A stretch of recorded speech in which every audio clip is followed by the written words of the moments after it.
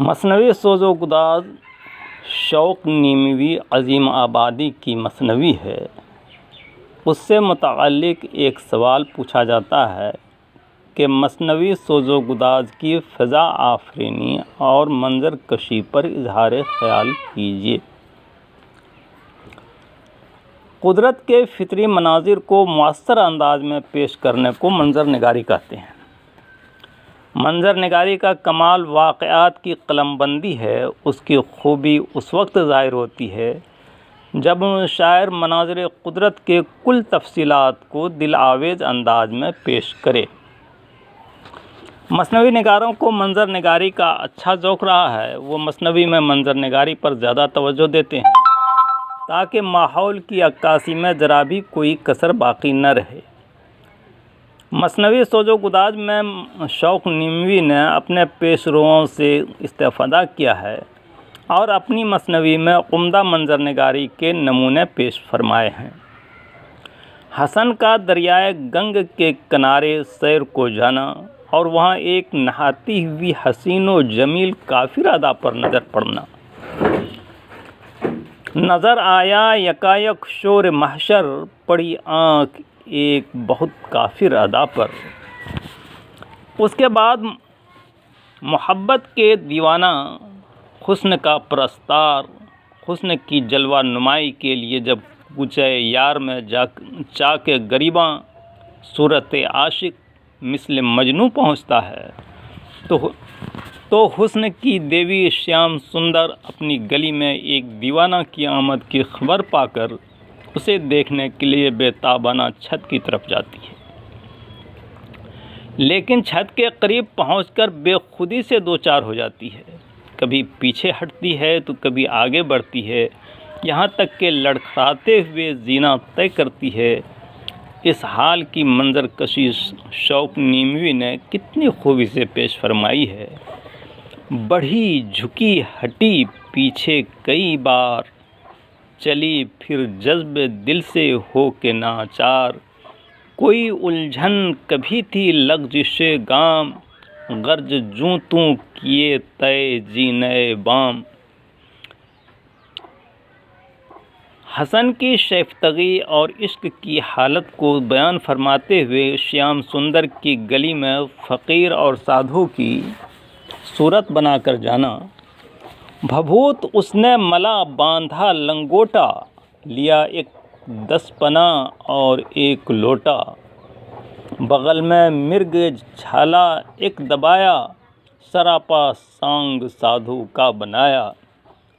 اس کے بعد پھر دوبارہ حسن جب برہمن کا روپ بدل کر شیام سندر سے ملنے کا سوانگ رچاتا ہے، اس کی کیفیت کا اظہار کس قدر پرتاثیر انداز میں شوق نیموی نے پیش کیا ہے۔ بھرا پھر ایک دن روپ برہمن کا، جبیں پر قشقۂ خوش رنگ کھینچا۔ کیا کنٹھی سے سوانگ نرالا، لیا نام صنم جپنے کو مالا۔ حمائل دوش پر زنار ڈالی، بغل میں ایک پوتھی بھی دبائی۔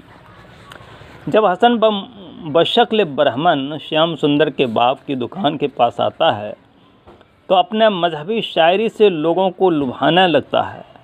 جب شیام سندر کے والد نے اس کا نام پوچھا تو اس نے کہا کیا نام ہے؟ بولا پرسرام۔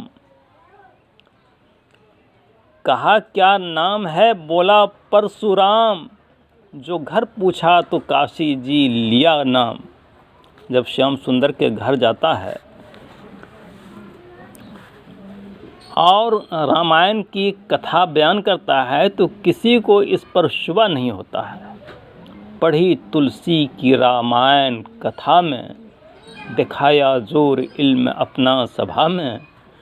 وہ پرفن جانتا تھا خوب بھاکا، کسی پنڈت سے ڈھب سیکھا کتھا کا۔ اس کے بعد جب شیام سندر کی شادی کے موقع پر اس کے گھر میں آگ لگ جاتی ہے تو ہر شخص اپنی جان بچا کر بھاگتا ہے۔ اس ہولناکی کی منظر کشی اس طرح کی گئی ہے۔ ہوا آتش کدا دم بھر میں گھر، بنے شہتیر بازوئے سمندر، قیامت کی مچی لوگوں میں ہلچل، گرے ایک دوسرے پر ہو کر بیکل، کوئی کھڑکی سے نکلا کوئی در سے، ادھر سے بھاگ نکلے کچھ ادھر سے، نہ دلہا کی نہ دلہن کی پرواہ کی، پڑی تھی سب کو اپنے جان و تن کی۔ جہاں تک شوق نموی نے واقعات کی لفظ بولتی تصویر پیش کرنے کی کوشش کی ہے، وہ کسی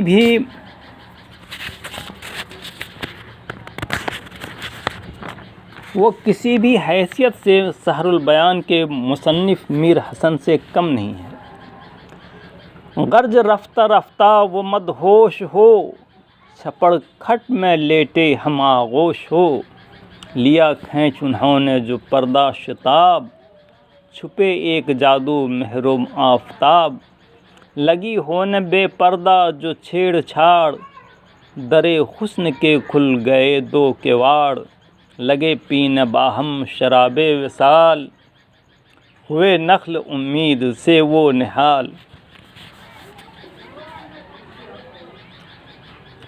سحر البیان کے واقعات میں اخلاقی معیار مثنوی سوز و گداز سے کم تر نظر آتا ہے۔ مذکورہ واقعہ کی تصویر سوز و گداز میں مقابلتاً زیادہ محتاط انداز سے بیان کی گئی ہے۔ سواد شام نے گیسو سنوارے، فلک پر مثل افشاں چمکے تارے، عروس ماہ نے گھونگھٹ اٹھایا، شب امید نے جلوہ دکھایا، گل و بلبل ہوئے خلوت میں ہمراز، نیاز و ناز لطف آ گہیں سے دم ساز، ہوئے سرمست کیف نوجوانی، قدح نوش شراب کامرانی، ملی لذت جو کچھ عام طرب کی، حیا نے ناز سے رخصت طلب کی، ہوئے دست و بغل و لذت آشام، لیے مینا نے بڑھ کر بوسہ جام۔ جہاں وصل یار کی ہمیں ایک عکسی تصویر اوپر کے اشعار میں ملتی ہے، وہیں فراق غم اور محبوب کے داغ مفارقت کے المناک پہلو بھی سامنے آتے ہیں۔ یہی وہ وقت ہوتا ہے جب انسانی جذبات جامہ سے باہر ہو جاتے ہیں۔